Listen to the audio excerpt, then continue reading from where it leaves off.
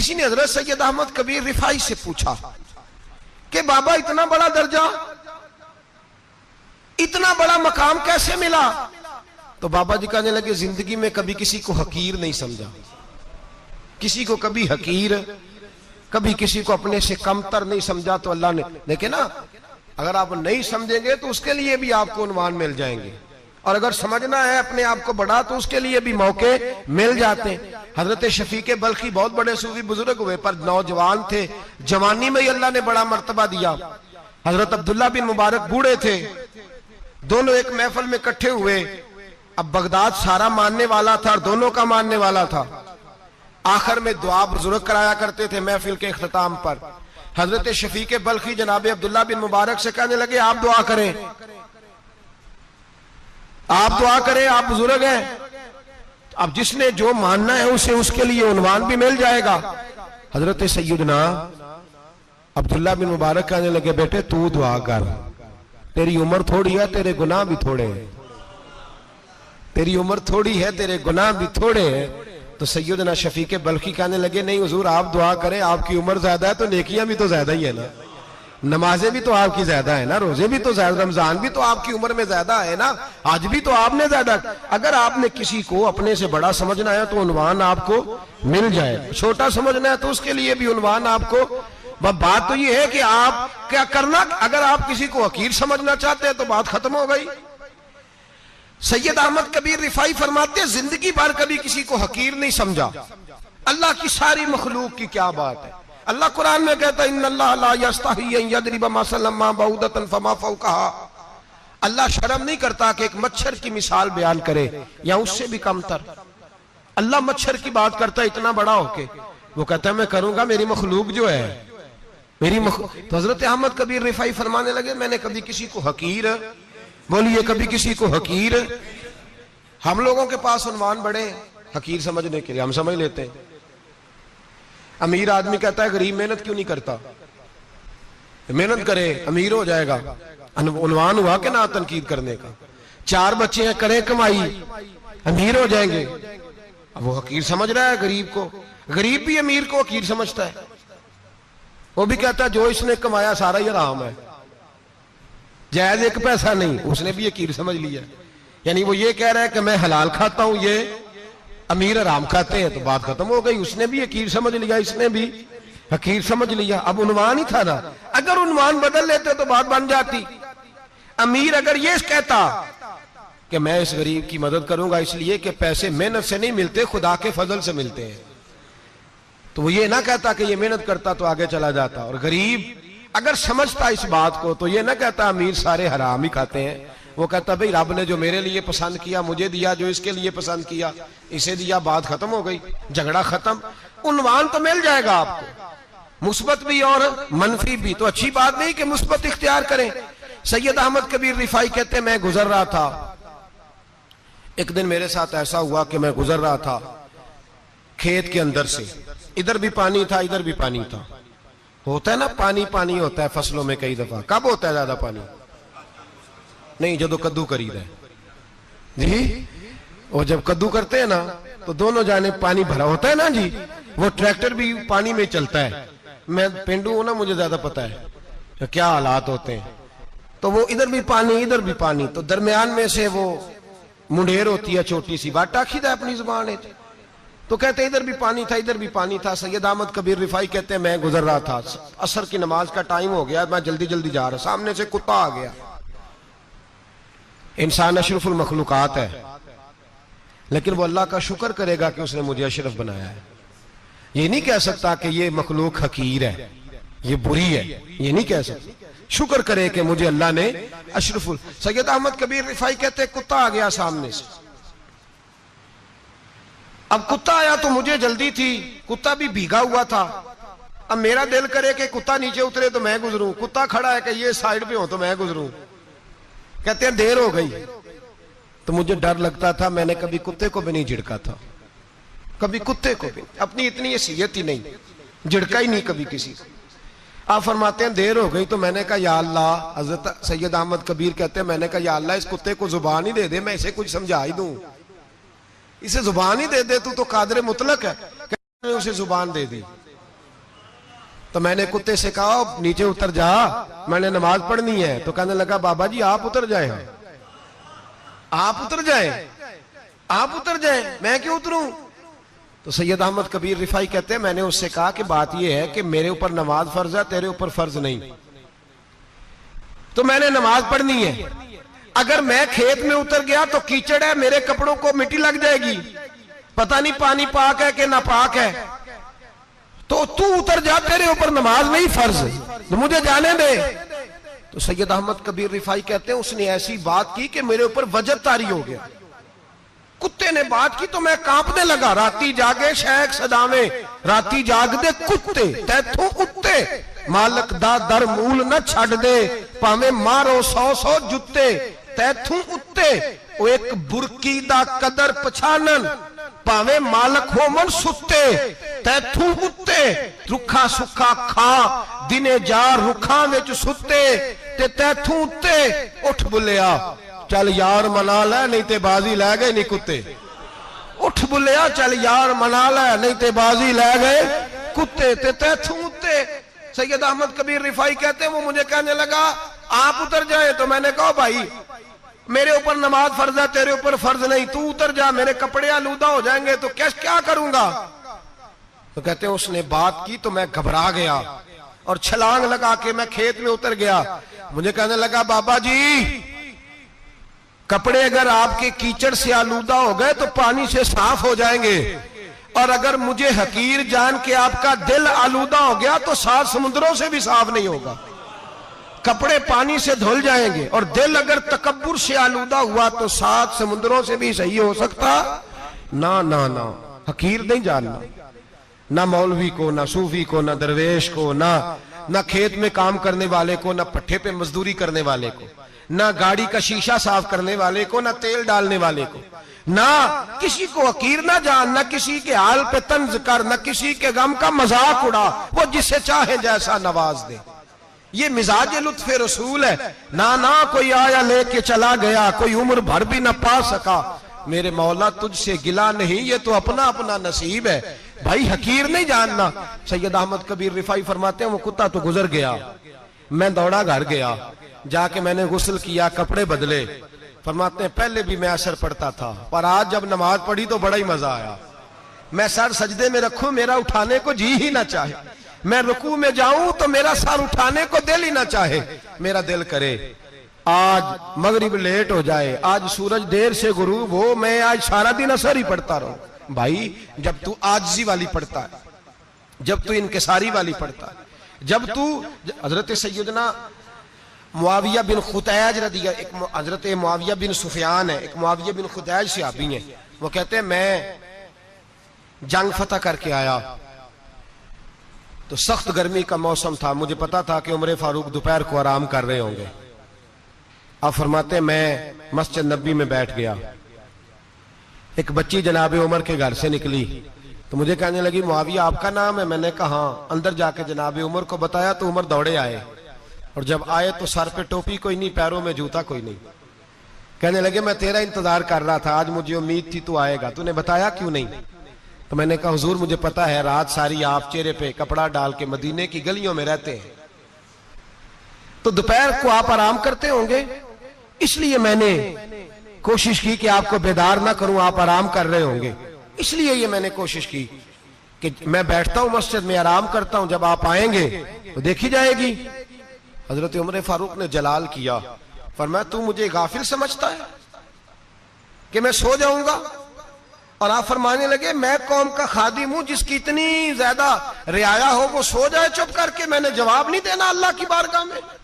फरमाया मेरे अमीरों की तरह सोने जागने के वक्त मुकर्रर नहीं, मैं कौम का खादिम हूं, जिस वक्त भी आया करो मुझे जगा लिया करो, मुझे कब्र में जाके खुदा को भी जवाब देना है, मोहम्मद मुस्तफा को भी जवाब देना है। मेरे भाई याद रखें जब ये चीजें पैदा, और फिर हमने इन तकल्लुफात में, मैंने कई दफा ये बात बयान की है, अब तो लोग रिश्ते करते हैं तो डीसी कॉलोनी में किराए का मकान खरीदते हैं, 2-4 गैरों की गाड़ियां मंगा के दरवाजे के आगे खड़ा करते हैं, रिश्ता हो जाता है बड़ा घर देख के,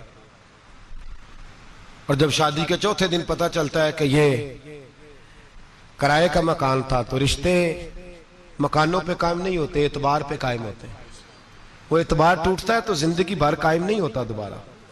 जो आप हैं आप वही रहें, जो आप नहीं है वो कभी बनने की कोशिश ना करें। और मेरे अजीज ये भी याद रखें, आजिज़ी आपको सवार देगी। और वैसे भी हम अल्लाह के हुजूर जाने वाले हैं, अगर पर्दों में छुप के चले जाएंगे तो बच जाएंगे। और अगर हम अपना आप दिखाते ही रहें, सारी जिंदगी इसी चक्कर में रहें कि मुझे भी पूछो, मुझसे भी मुशावरत करो, मेरी भी बात सुनो, तो ये अना की दौड़ तो खत्म ही नहीं होती। हिर्स सिर्फ पैसे की नहीं होती, हिर्स हवस शोहरत की भी होती है। और नबी पाक सल्लल्लाहु अलैहि वसल्लम ने इसको भी बयान फरमाया है कि ये जो तेरे अंदर चीज पैदा होती है ना, मैं जाना जाऊं पहचाना जाऊं, इससे भी अपने आप को बचा। सहाबा के बाद जिस शख्स की खिलाफत सबसे मजबूत हुई वो हजरत उमर बिन अब्दुल अजीज थे। इतनी बेहतरीन खिलाफत की कि लोगों को हजरत उमर का जमाना याद आ गया। हजरत उमर बिन अब्दुल अजीज, इराक में रहने वाली एक औरत थी। उस औरत का खामद फौत हो गया तो 5 बच्चियां यतीम थी। वो इराक से चली और जनाब उमर बिन अब्दुल अजीज के पास आई कि आप मेरी बच्चियों का वजीफा लगा दें। वो कहती है जब मैं पहुंची ना, यहां तो अब तो इस्तकबाल, आना जाना बड़े मामलात हैं। अब तो बच्ची की बारात आए और 5, 7, 10, 20 लोग दरवाजे पे खड़े ना हो तो बारात नाराज हो जाती है, कहते हमारा इस्तकबाल ही किसी ने नहीं किया। तो इस्तकबाल तो अब इस तरह है जिस तरह नशा नहीं होता, ये इस्तकबाल की हालत है, अमीरों से लेके गरीबों तक। मुझे पूछा ही नहीं किसी ने, कुर्सी नहीं दी, आगे नहीं बिठाया, ये वाला मामला है। और मैं मेरी तरह के लोग, नेक लोगों की बात नहीं करता। अब तो हम देखते हैं फुला मौलाना का इस्तकबाल हो रहा है, फुला के लिए लोग खड़े हो रहे हैं, नारे लग रहे हैं। और अब तो मैं देखता हूं ऐसे ऐसे हाथ लहराते हैं सूफी और दरवेश कहलाने वाले, जैसे सियासी लीडर लहराया करते। ये क्या तरीका हुआ, ये कौन सा तर्ज जिंदगी। मेरे नबी पाक सल्लल्लाहु अलैहि वसल्लम ने फरमाया जो ख्वाहिश करे कि मैं आऊं और लोग खड़े हों वो तो जहन्नमी है, तो दोज़खी है। सारे वही तरीके हम इख्तियार करते जा रहे हैं, वही प्रोटोकॉल है हर जगह। वो लोग जिनके दरवाजे खुले होने चाहिए थे वहां भी हर वक्त के लिए मामला तय हो गए। याद रखें मेरे नबी पाक अलैहिस्सलातु सलाम ने जो तालीमात दी, हजरत उमर बिन अब्दुल अजीज रहमतुल्लाह ताला अलैह। औरत कहती है मैं पहुंच गई, मैंने लोगों से पूछा घर कहां है, तो कहा वो जहां बोरी लटक रही है ना बाहर, टाट का पर्दा लगा हुआ है, वो हजरत उमर बिन अब्दुल अजीज का घर है। कहती है मैं दरवाजे पर दस्तक दी, एक औरत ने दरवाजा खोला तो मुझे बीबी जान के अंदर बुलाया। तो उनके घर के अंदर जब मैं दाखिल हुई तो बड़ा सारा सेन था, एक तानिम कुआं लगा था, एक तरफ एक बड़ा दरख्त था और एक छोटा सा बनाई हुई थी जगह बर्तन धोने के लिए। और बीबी ना बर्तनों को मिट्टी लगा के साबुन लगा के बैठी हुई थी, काम कर रही थी वो औरत। मुझे उसने दरख्त के नीचे बिठाया, पानी पिलाया। कैसे आई हो? मैंने कहा अमीरुल मोमिनीन से मिलना है। कहने लगी बैठो थोड़ी देर में आ जाते। कहती थोड़ी, मैंने समझा घर की कोई मुलाजमा है, मैं बैठ गई। थोड़ी देर गुजरी, फिर दस्तक हुई, उस बीबी ने उठ के दरवाजा खोला। तो जब वो शख्स अंदर आए तो कहने लगी बड़ी देर से बर्तनों को साबुन लगा के बैठी हूं, कहाँ रह गए थे? कहती है वो साहब कहने लगे बस जरा मसरूफ हो गया था। दौड़े गए, कुएं से पानी निकाला, बीबी को दिया, उसने बर्तन धोए। कहती है फिर थोड़ा सा सिरका और एक रात की रोटी वो लाई, उस शख्स ने खाई। मैंने कहा कि ये दोनों घर के मुलाजिम हैं, मियां बीवी काम करते हैं। जब वो खाना खा चुके तो वो औरत मेरे पास आई, कहने लगी उठ के मिल लो अमीरुल मोमिनीन से। मैंने कहा कौन अमीरुल मोमिनीन? तो कहने लगी कब से तो आए हैं, ये जिसने कुएं से पानी निकाला यही मुसलमानों का अमीर है, और ये जिसने दरख्त के नीचे बैठ के सिरके से रोटी खाई है यही है। ये फरिश्तों की दास्तान नहीं, ये वो लोग हैं। मैं रात को भी कह रहा था एक जगह पे कि ये लोग जो है ना जिनका आप रोज शिकवा करते हैं हुकूमतें बड़ी खराब हैं, ये कोई नहीं खराब, बिल्कुल खराब नहीं। जितने सियासी लीडर हैं सारे सही हैं। खराब वो लोग हैं जो इन्हें वोट दे के लीडर बनाते हैं, बिल्कुल खराब नहीं। मैं तो इनके हक में होता जा रहा हूं। नाराज हो गए ना आप लोग? अल्लाह करे तुसी हो जाओ तो अगले इलेक्शन च सियाने भी हो जाओ, आमीन तो कह दे। मैंने कोई मशवरा नहीं देना, इसलिए कि मेरी नजर में कोई ऐसा शख्स नहीं जिसके लिए मैं आपसे कह सकूं कि वोट दें। और हम तो ऐसी बात करें तो कई लोग नाराज होकर चले जाते हैं, लेकिन कोई परवाह नहीं, इसलिए कि ये दीन मेरे नबी पाक का दीन सिर्फ मस्जिद का दीन नहीं। इंशाअल्लाह आइंदा जुम्मे नजरिया पाकिस्तान बयान करूंगा। और बताऊंगा कि पाकिस्तान का मतलब क्या, ला इलाहा इल्लल्लाह मुहम्मदुर रसूलुल्लाह सल्लल्लाहु अलैहि वसल्लम। हुजूर का जो कुरान नाफज होगा मस्जिद में, वो कुरान कचहरी में भी नाफज होगा इंशाअल्लाह। और वो कुरान नाफज होने आया है, असेंबलियों में वही कुरान नाफज होगा इंशाअल्लाह। और यही चिराग जलेगा तो रोशनी होगी। बयान करेंगे और डट के बयान करेंगे, आपको बताएंगे। बात जो बात समझा रहा हूं फिल वक्त वो समझे, मुजरम वो नहीं जो बड़ा बन के लूटता है, मुजरम वो है जो उसको सपोर्ट करता है, जिसने उसे बड़ा बनाया है। ये याद रख ले, हमारी कोई बचत नहीं होगी, हमसे पूछा जाएगा। हम सारे कचहरी में खड़े होंगे, अल्लाह सवाल करेगा कि तुम बताओ तुम इनके मददगार क्यों बने थे, तुम सपोर्ट क्यों करते थे, ये पूछा जाएगा और हमने जवाब देना है। बाहर आलाम दाम पर सर मतलब जनाब उमर बिन अब्दुल अजीज रहमतुल्लाह अलैह के वो बीबी गई तो कहने लगी कि ये अमीरुल मोमिनीन ने कहा, वो उठ के हाजिर हुई, कहा हुजूर मैं इराक से आई हूं, मेरा खामद फौत हो गया, मेरी 5 बेटियां हैं, वजीफा लगा दे। वो बीबी कहती है मेरा दिल था कि यतीम बच्चियों का 100 दिनार साल का लगा देंगे तो बड़ी बात है। कहती है जब मैं उनके पास गई तो हजरत उमर बिन अब्दुल अजीज को बताया तो वो रोने लग गए और मुझसे माफियां मांगने लगे। मैंने कहा हुजूर आप क्यों माफी मांगते हैं? तो कहने लगे इसलिए माफी मांग रहा हूं कि तू मेरी रियाया में थी और तेरी 5 बच्चियां यतीम थी, तुझे खुद चल के आना पड़ा है, मेरा काम था तेरी खबर लेता, माफ कर दे अल्लाह की रिजा के लिए। उन्होंने वजीफा लिखना शुरू किया तो मेरी एक बच्ची का 1000 दिनार साल का लिखा। मैंने कहा अल्लाह तेरा शुक्र है। फिर दूसरी बच्ची का 1000 लिखा तो मैंने कहा अल्लाह तेरा शुक्र है। तीसरी का 1000, चौथी मैंने कहा शुक्र है। जब चौथी का लिखा तो मैंने कहा अल्लाह आपका इकबाल बुलंद करे, अल्लाह आपको हमेशा इसी तरह फलता फूलता रखे। कहते हैं जनाब उमर बिन अब्दुल अजीज ने कलम रख दिया, फरमाने लगे मैं 5वीं का वजीफा नहीं लिखूंगा, 4 बहनों से कहना बांट के इसे भी दे दें। कहा हुजूर क्यों? आप फरमाने लगे जब तक तू अल्लाह का शुक्र अदा कर रही थी मैं भी रब से जुड़ा हुआ था और अल्लाह से डर के लिख रहा था। अब तूने मेरी तारीफ की है, अब मेरी जात आ गई है, अब मैं अगर ये वजीफा लिखूंगा तो इससे अल्लाह राजी नहीं होगा, इससे मेरे नफ्स में रिया पैदा होगी। अब मैं 5वीं का नहीं लिखूंगा, जा और जाके इराक के गवर्नर को दे। बीबी कहती है मैं घोड़े पे बैठी और मैं चंद दिनों के बाद इराक पहुंची। जब सवेरे आके मैंने वालिए इराक को रुका दिया तो वो चीख मार के रोया। मैंने कहा क्या हुआ? तो कहने लगा बीबी आज रात को हजरत उमर बिन अब्दुल अजीज का इंतकाल हो गया, फौत हो गए, तो इंतकाल कर गए। कहती मैं भी तड़प के रोई। मैंने कहा मेरी यतीम बच्चियों का क्या बनेगा? तो वो गवर्नर कहने लगा तेरे वजीफे जारी रहेंगे, तुझे मिलते रहेंगे। तो कहने लगी कैसे? कहने लगा मैं अगर तो गवर्नर रहा तो तेरा वजीफा जारी रहेगा और अगर गवर्नरी से उतर भी गया तो मैं जाती तौर पे मालदार हूं, फिर भी तेरी बच्चियों के माहाना पैसे पहुंचते रहेंगे। मैंने कहा तू क्यों देगा? कहती वो रो पड़ा। कहने लगा अगर अमीर हजरत उमर बिन अब्दुल अजीज जैसे हो तो फिर अल्लाह गवर्नरों के दिलों में भी रहम डाल दिया करता है, फिर मेरे जैसे लोगों को भी वो बदल देता है। हजरत उमर बिन अब्दुल अजीज घर आए, 3 बेटियां थी। एक को आवाज दी, वो आई तो उसने मुंह पे हाथ रखा है। दूसरी को आवाज दी, वो आई तो मुंह पे हाथ रखा है। तीसरी को आवाज दी तो मुंह पे हाथ रखा है। आपने अपनी बीवी से कहा कि ये बच्चियां मुंह पे हाथ क्यों तीनों ने रखा हुआ, क्या बात है? तो बीबी रो पड़ी, कहने लगी 4 दिन हो गए मेरी बेटियां प्यार से रोटी खा रही हैं, 4 दिन हो गए, उनके मुंह से बदबू आती है इसलिए वो आपके सामने आती हैं तो मुंह पे हाथ रख लेती हैं 4 दिनों से। बीबी रो रही है, हजरत उमर जलाल में आ गए। आप फरमाने लगे तू ये रो रही है,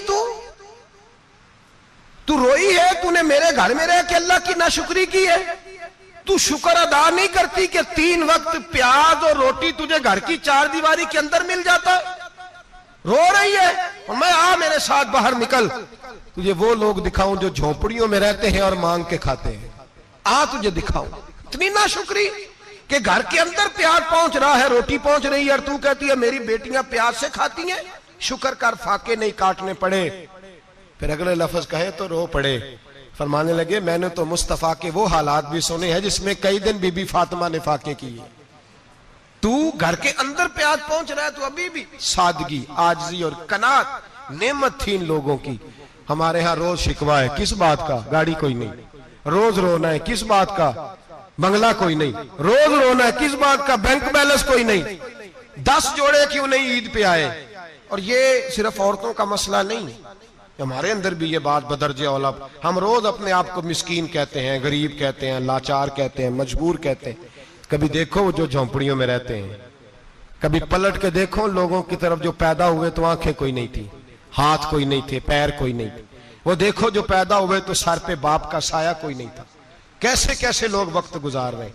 हम रोज आके कहते हैं कारोबार ठंडा हो गया, हालात बड़े खराब हो गए, हम बड़े मजबूर। क्या हो गया साहब, अल्लाह के दिन है, सारे अल्लाह के दिन है। मसल अच्छा है ना फिराक अच्छा है, यार जिस हाल में रखे वही हाल अच्छा है। बस अपने आप को मुतमईन करें, आजिज़ी, इनके सारी किनात, सादगी, इसको अपनी जिंदगी का हिस्सा बनाए। अल्लाह दौलत सुकून अता कर देगा। आखिर दावाना अनिल हम्दुलिल्लाह।